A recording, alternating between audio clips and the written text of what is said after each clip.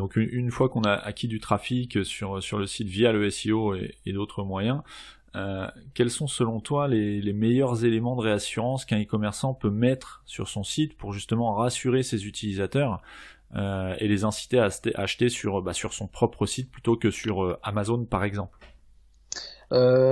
Après, il y a des choses classiques qu'il faut mettre, qui coûtent vraiment pas cher à mettre. Je pense pas que ça améliore, mais je pense que si tu les mets pas, ça détériore La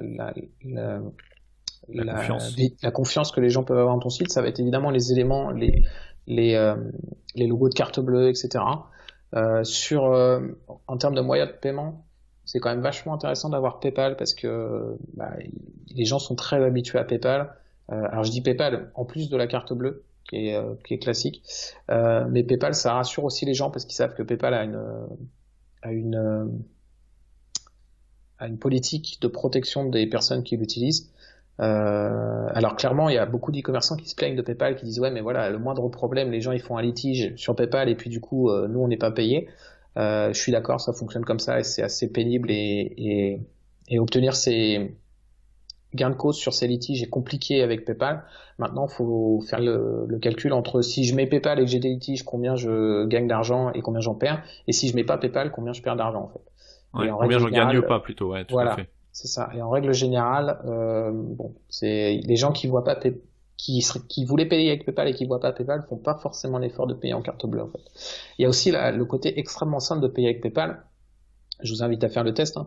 Mais payer en carte bleue, c'est rentrer son code et recevoir souvent un SMS sur son téléphone qui chez moi ne capte pas, donc il faut que je le renvoie 2 fois. C'est pénible, il y a des fois ça plante et c'est insupportable, voilà. Le fameux 3D Secure. Voilà, qui est très bien, mais chez moi ça capte pas. Il faut que j'aille me balader dans la maison avec le téléphone au-dessus de la tête, tu vois. C'est très simple pour acheter un produit. Oui, c'est vrai. Quand t'as le bouton PayPal, si t'es déjà connecté, c'est un clic, t'as acheté et voilà, c'est réglé quoi.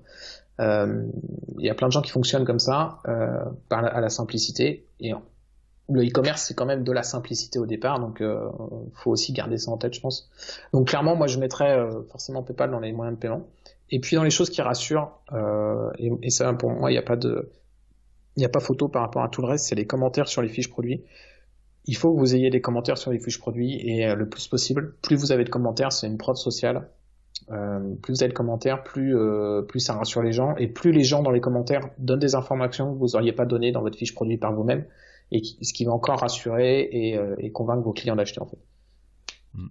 Ouais, c'est super intéressant. C'est voilà quelques éléments à mettre si les personnes qui nous écoutent n'ont pas encore franchi le cap d'ajouter le moyen de paiement par PayPal ou autre élément de réassurance. Voilà, c'est au moins des pistes de réflexion